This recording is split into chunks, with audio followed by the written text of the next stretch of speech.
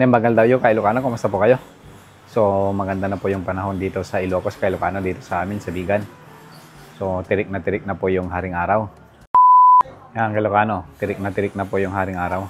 So mainit Ilocano. Itong ano natin Ilocano, bonsai natin, malalaki na naman yung ano niya Ilocano. Kailangan na naman natin siyang gupitan. Kasi malalaki na yung ano niya. Hindi na natin makita yung talagang itsura niya Ilocano kasi yan o. Malaki na yung kanyang mga sanga at saka yung mga dahon niya. So gugupitan natin yan Ilocano. Tapos dito sa may harap Ilocano yan, nagtanim ako ng palmera. Tapos fraggrass. Dinisan natin ng kaunti Ilocano. Yan o.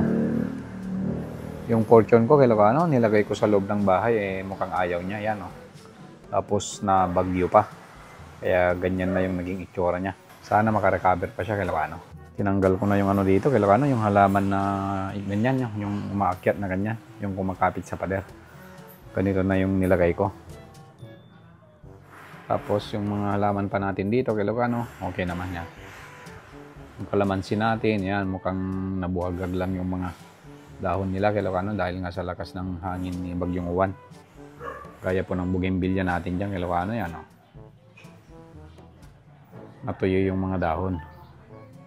Tapos yung kamyas natin, nalaglag yung mga bunga niya Ilocano. Doon o. Super, hindi naman nabali yung sanga niya. Yung mga bunga lang niya yung laglag, pati yung mga bulaklak niya Ilocano. Pero may mga natira pa naman. Yan o, nalaglag sila o. Dami. Sayang. Tapos itong kalachuchi natin, hindi naman siya nabali. Meron lang isang sanga na nabali Ilocano doon o. Sa may dulo doon. Yung palmera natin Ilocano, lumago na siya oh. Karoon siya ng space since nung tinanggalan natin Ilocano. Tapos yung mga halaman pa natin dyan, yan Ilocano, ganyan pa rin. Tapos yung halaman doon sa terrace Ilocano, yan medyo tumagilid yung isang halaman. Tapos yung parol natin, tinanggal muna natin Ilocano dahil nga sa Bagyong Uwan, tinanggal muna natin Ilocano, yung parol. So, okay lang naman Ilocano. Yan. Mga halaman natin dito. Ito, hindi ko alam Ilocano kung tutubo kaya itong mga ano nito, buto niya, yung pula. Yan o. Yung halaman natin na ganyan. Yan, nalalaglag yung mga buto niya. Yan, dyan o. Hopefully, tutubo yan Ilocano.